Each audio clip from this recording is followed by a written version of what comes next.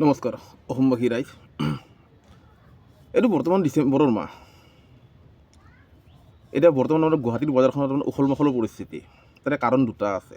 এটা হৈছে কি আপোনাৰ ঠাণ্ডাৰ বতৰৰ কাৰণে ঠাণ্ডাৰ কাপোৰ কিনিব, আৰু দ্বিতীয়টো হৈছে কি খ্ৰীষ্টমাছ আহি আছে, বৰদিন আহি আছে, তাৰে কাৰণে আপোনাৰ খ্ৰীষ্টান ধৰ্মাৱলম্বীসকলৰ মানুহে আপোনাৰ মানে আমাৰ অসমৰ যিখিনি মানে অসমতে হওক বা অসমৰ যিখিনি চুবুৰী ৰাজ্যকেইখনত যিখিনি খ্ৰীষ্টান ধৰ্মাৱলম্বী মানুহ আছে তেওঁলোকে আপোনাৰ বৰদিনৰ কাৰণে ঘৰখন সজাবৰ কাৰণে good luck tree, Santa Claus আৰু ঘৰখন সজাৰ কাৰণে যিখিনি বস্তু লাগে খ্ৰীষ্টমাছৰ দিনা, বৰদিনৰ দিনা বস্তু কিনাৰ কাৰণে ভিৰ কৰিছে গুৱাহাটীৰ বজাৰখনত।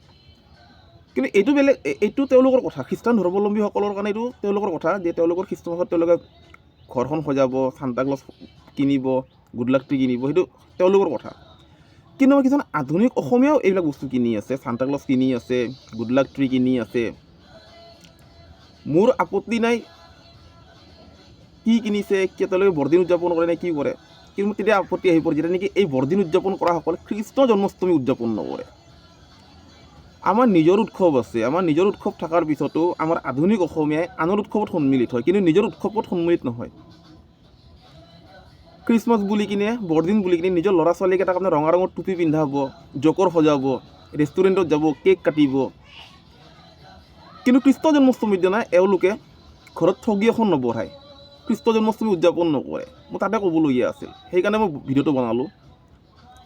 আৰু মই বজাৰত থকাটো মই কৈছোঁৱে আগতেই যে মই বজাৰখন 20 বছৰ বেছি অধিককাল হৈ গ'ল। মই এনেকৈ বহুতো অসমীয়া মানুহক জানো, আধুনিক অসমীয়াক জানো, তেওঁলোকে আপোনাৰ বৰদিন উদযাপন কৰে, তেওঁলোকে আনৰ উৎসৱ বেছি সন্মিলিত হয়, কিন্তু নিজৰ উৎসৱখিনি ভালকৈ পালন নকৰে। সেইকাৰণে কি জানো আমাৰ অসমীয়াৰ সংস্কৃতি, সভ্যতা সংস্কৃতি লাহে লাহে লোপ পাব ধৰিছে। আমাৰ কিছুমান সংস্কৃতি আমাৰ মাজৰ পৰা নাইকিয়া হৈ যাব ধৰিছে। আমাৰ অসমীয়া মানুহে আনক দেখি কিনে কামবোৰ কৰে, আনৰ দৰে হ'ব বিচাৰে। আমাৰ অসমীয়াই নিজৰ দৰে হৈ থাকিব কাৰণে নিবিচাৰে।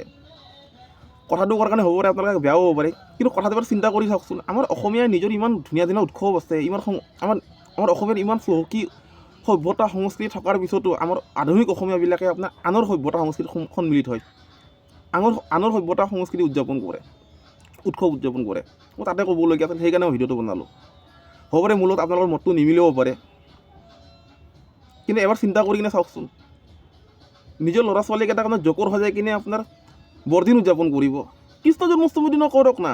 নিজৰ ল'ৰা ছোৱালীকেইটা কৃষ্ণ সজাওক, ঘৰত ঠগি দিয়ক, কৃষ্ণৰ গান লগাওক, কৃষ্ণৰ গান লগাই কিনে নৃত্য কৰক, ফূৰ্তি তামচা কৰক।